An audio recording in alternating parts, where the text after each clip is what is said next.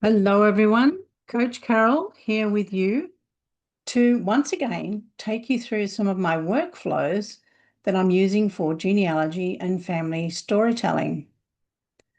I'm going to share my screen, and the first stop is at NotebookLM. And I've created a notebook for my YouTube videos. Many of you will have been to my YouTube channel, and maybe you've looked at these tech tips for genealogists. There are half a dozen or so of those already uploaded. What I did here was to listen first to some other experts in the use of YouTube to get these videos here into my notebook. One of my first mentors is Paul Lipsky. So I've subscribed to his channel called AI Made Easy. And his recent one from 4 days ago was how to use YouTube videos in the NotebookLM better than 99% of people. So I've listened to that and I've learned how to do that. My other mentor is Parker, and he has a channel called Learn AI with Me under the name of Parker Prompts. And he has, in the last 2 days, put up a video that shows 7 hidden NotebookLM settings that 99% of you don't know. There must be something magical about that 99% because it intrigued me. I wanted to learn more. So once again, I've listened to his advice. So a few things came out of that, one of which was how to streamline what I do here in my notebook. Now, Paul suggests that I subscribe to, or at least download, an extension, Chrome extension, that I can use inside my notebook. And I'm sure if you can see them right up here on the top. Just move that out of the way. This one is YouTube to NotebookLM, which has access to the site. And the next one is Cortex NotebookLM, which has access to the site. The first one enabled me to add all of these YouTube videos, and I've just selected that particular playlist, and you can see them all here listed under YouTube. Because I've got this Vortex add-on, you're seeing my ability to show some or part of the sources. So if I now click on all, you'll see that I have, since uploading the videos, I've put in some other documents that I've taken from my Google Drive. And one of the things that Parker pointed out was when you go to search the web in here, you have access to Drive. So when you click into Drive and then you type in what you're looking for, in this case, I was looking for tech tips, it will immediately go to my Drive and find relevant items that I can import here. And that saves a whole lot of time. Instead of me going over to Google Drive and into my various folders there to look for them, this will do it in a matter of moments.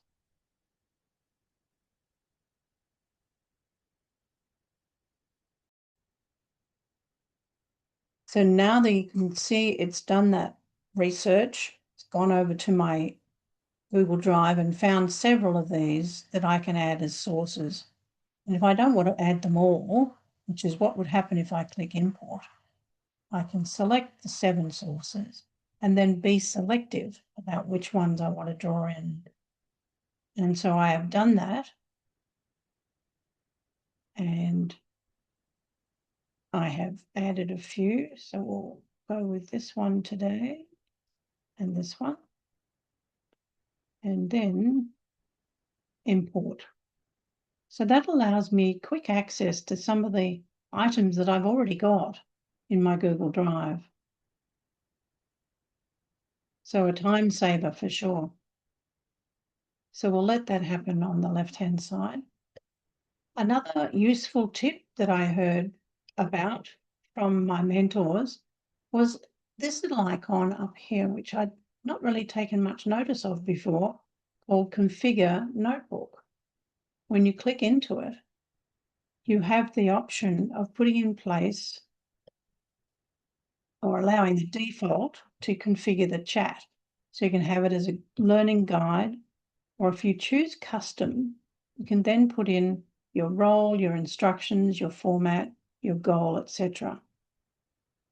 And that whole prompt that I received from Paul was listed in his video or beneath the video. So that was a useful thing to do. We can also choose the response length, whether it be longer or shorter. So I'll put in longer here and then save. Which means that when I ask questions in here of my resources, it will give me the answers in the format that I prefer. It also suggests follow-up questions, as you can see here. But I put in the question, what AI tools do you recommend for the average person for genealogy? And it came back with the response, only looking at those items in the sources list, and it gives me the citation for each. So in that case, I wanted to look at Google Gemini, that was number 4, and it will show me that on the left-hand side as that particular tech tip that I was working with.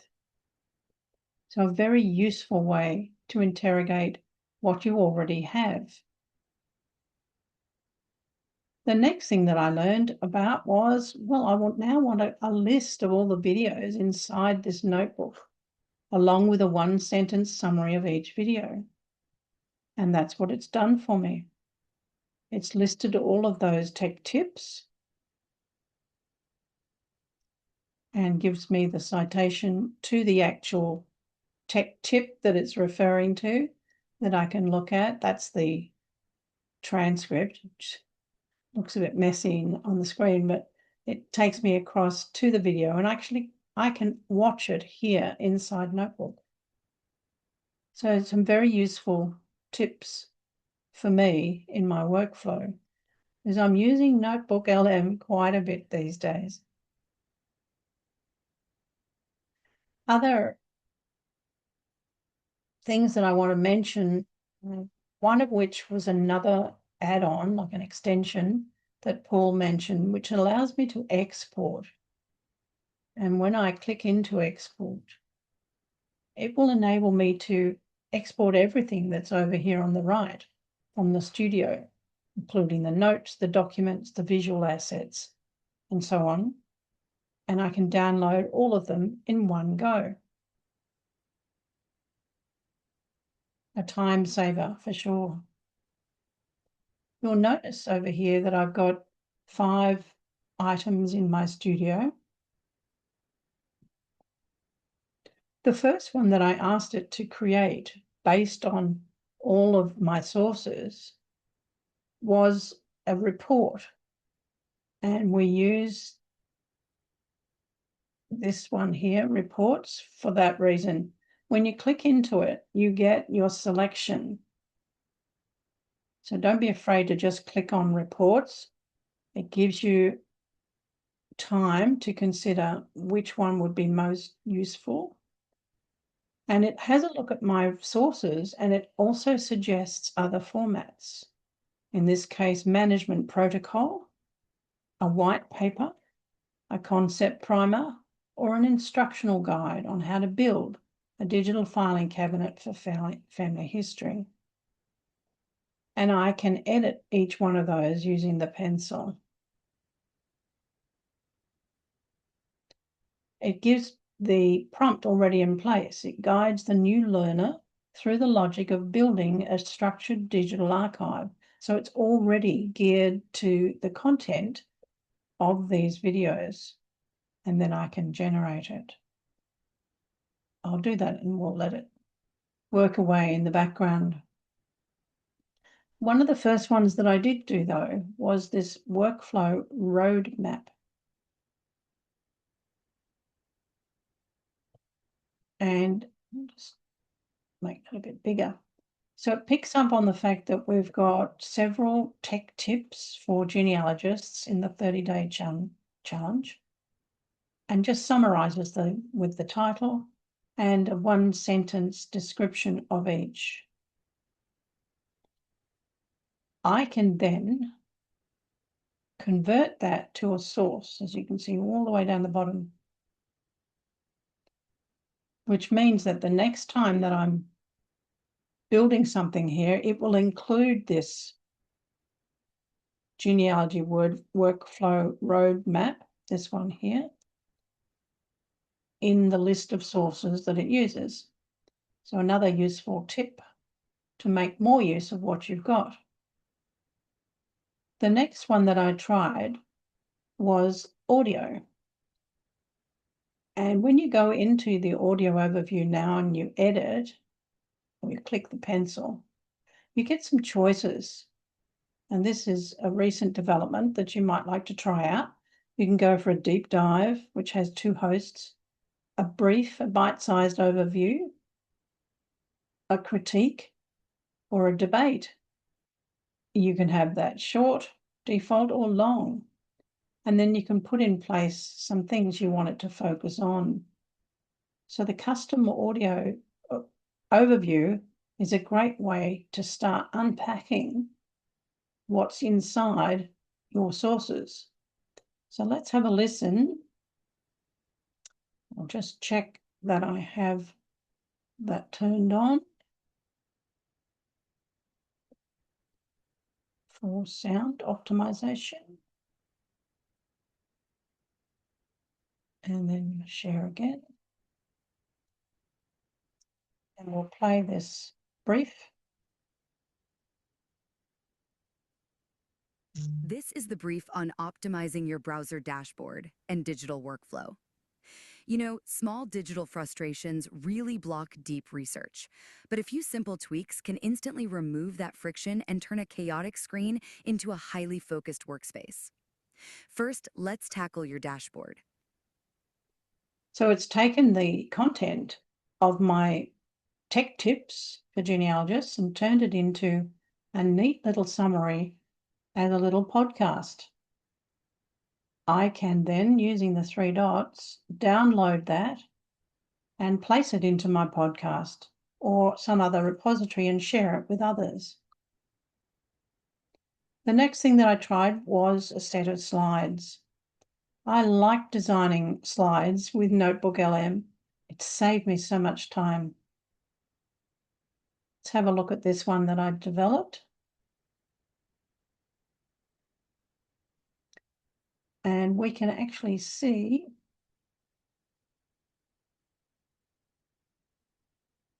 the prompt that I used. And as you can see, it's quite a long prompt. I won't read that out to you, but I developed that prompt in Prompt Cowboy because I wanted it to be a really robust, in-depth prompt. So I'll go back to that one so you can see what I did. So I called it the Transform Genealogy Framework into Slides. And if I look at my lazy prompt here,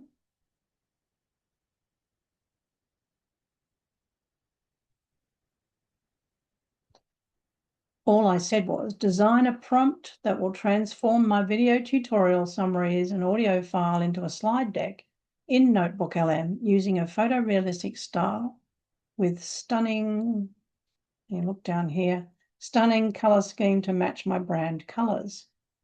And when I generated it, it gave me this very robust prompt, which is what I used back here to develop these slides. I'll just play a few of those for you.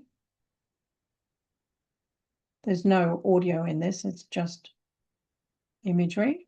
And so it's picked up on a JPEG logo that I put in place and gave me a stunning set of slides that I could use to demonstrate for my YouTube videos or for my academy or for webinars. Escape out of that. So that was the creation of slide deck. Let's put that away.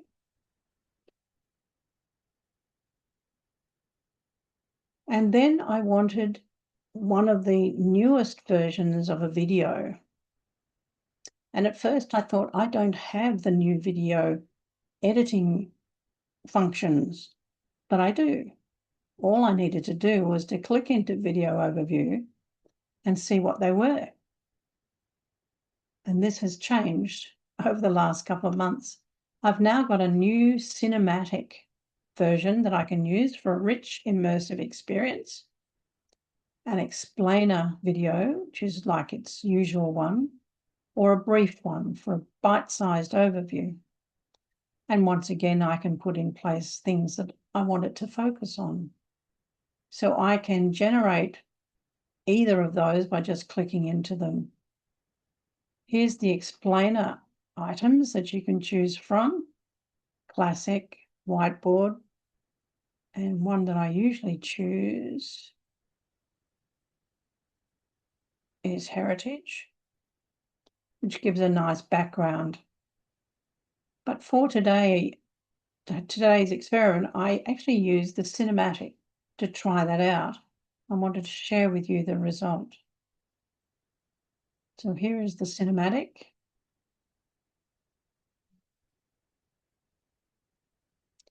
I'll just play a little bit of that for you. Today's family historian doesn't struggle with a lack of historical records. The real obstacle is the absolute flood of digital documents, files, and browser windows accumulating across our screens. You sit down to track a specific census record, but minor frustrations, like searching for a lost tab or digging through messy folders, derail your focus and completely halt your research, dropping you down a digital rabbit hole. So in the instructions, I asked for that navy background and that gold contrast. And that gave me a rather stunning video. And that's the one that I've uploaded into my YouTube channel. And it sits amongst the playlist for the tech tips.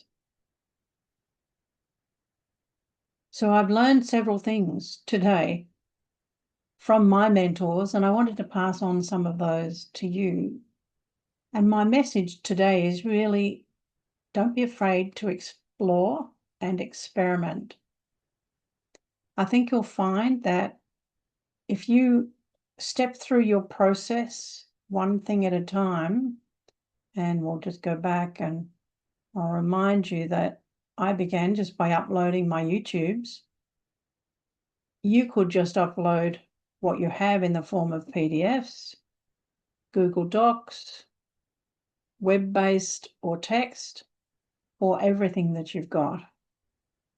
You can then have a conversation about them with the tool in the middle panel, asking questions and getting insights based on your content. And then the magic happens in the studio. And my favorites to use include audio, slides, video, reports, and infographic. So once again, I urge you to have a go at some of these tools inside NotebookLM to really unpack what you already have in your genealogy research for your ancestors.